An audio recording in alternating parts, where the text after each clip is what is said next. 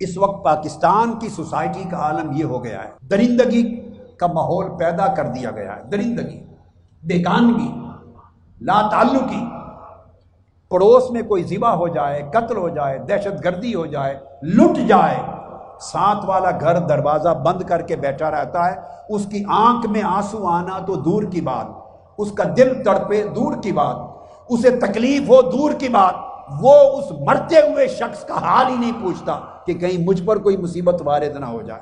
سڑک پہ کوئی قتل ہو جائے، ایکسیڈنٹ میں مر جائے، پاس سے گاڑیوں پر لوگ گزر کے چلے جاتے ہیں، تڑپتی ہوئی لاشیں آنکھوں کے سامنے رہ جاتی ہیں۔ اور 17 جون کو جو ہوا، یہ مسلمان کہلانے والے گولیاں چلا کے لوگوں کو شہید کر کے لاشیں گرا رہے ہیں، 100 کے قریب گولیوں سے چھلنی کر کے خون کی ندیاں بہا رہے ہیں۔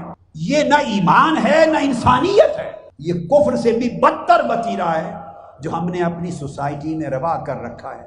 اور کم سے کم وتیرہ یہ ہے کہ ایک گھر کو، ایک بندے کو دوسرے کی تکلیف کا احساس ہی نہ ہو، لا تعلق ہو جائے، ہم ایک دوسرے سے بیگانہ ہو گئے۔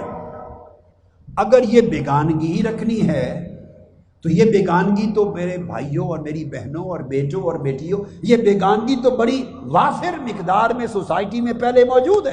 اگر منہاج القرآن کے سائے میں آ کر بھی ایک دوسرے سے بیگانہ رہنا ہے تو کیا ضرورت ہے آنے کی؟ چھوڑ دو، رفاقت کے فارم پھاڑ دو، کوئی رفاقت نہیں چاہیے، یہ ڈھونگ ہے، یہ فراڈ ہے۔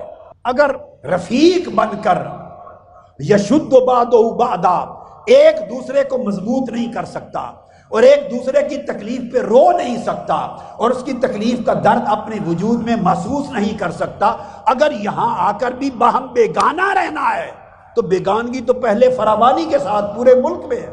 پھر اس مشن میں آنے سے کیا ملا آپ کو؟ ارے مشن تو میں نے اس لیے شروع کیا کہ بیگانگی سے نکلو اور یگانگت پیدا ہو جائے، ایک دوسرے کے بن جاؤ، دل ایک دوسرے کے لیے تڑپے، دلوں میں ایک دوسرے کے لیے رحمت، محبت، مودت، شفقت۔ بھائی شفقت و محبت کے سوداگر بنو گے تو پھر یہ محبت تم سے آگے سوسائٹی کو بھی ملے گی اور سوسائٹی بھی فیض یاب ہوگی۔ لہٰذا رفاقت کا مطلب ایک دوسرے کے ساتھ اخوت، محبت اور مودت ہے، ایک دوسرے کے دکھ درد کو اپنی زندگی میں محسوس کرنا۔